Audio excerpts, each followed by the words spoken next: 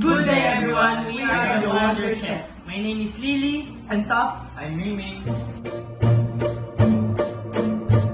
Today, the Wonder Chefs have created foods originated from Korea. Firstly, we have, Buldak Ramen. and secondly, Bibimbap.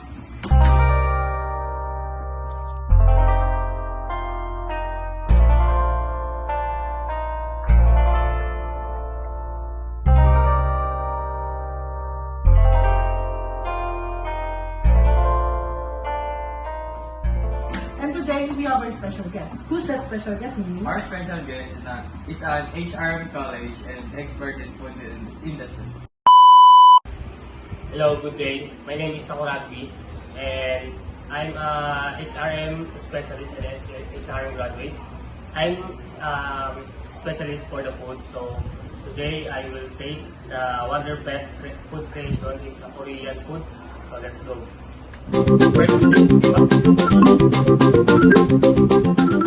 A few moments later, a few inches later, 2 hours later, 1 eternity later.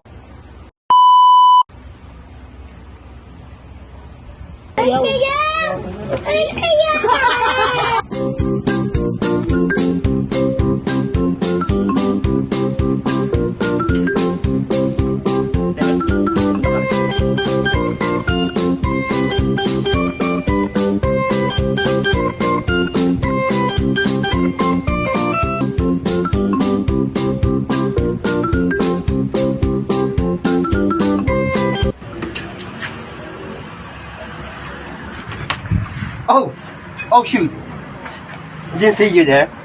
Oh, this? I was making some milk. Want to try some?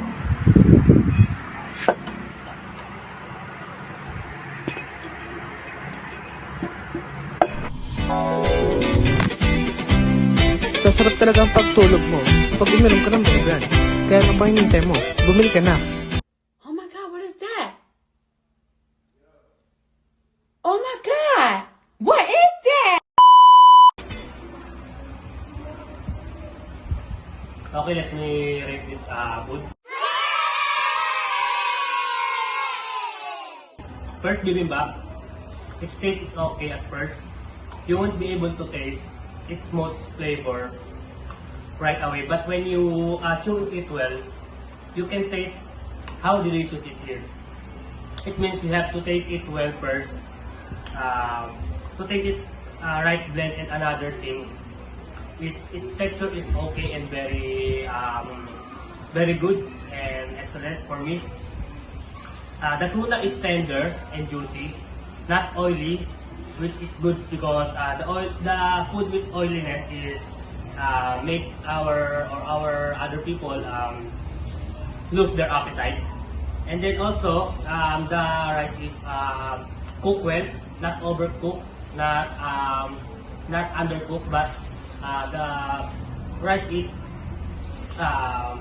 something good, and then anyway it's not salty. The taste is good, but the bibimbap is very good for me, and then I will rate it 9/10. Bara bara bara, bere bere bere, bara bara bara, bere bere.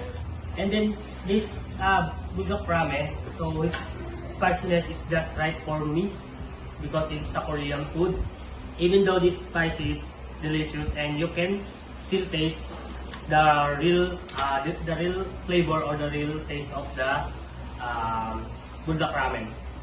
And then one thing that I will negative for me is the egg, because the egg is little or overcooked for me, because if you cook buldak ramen, the cook is will half cook only, and but the taste is good. So overall, so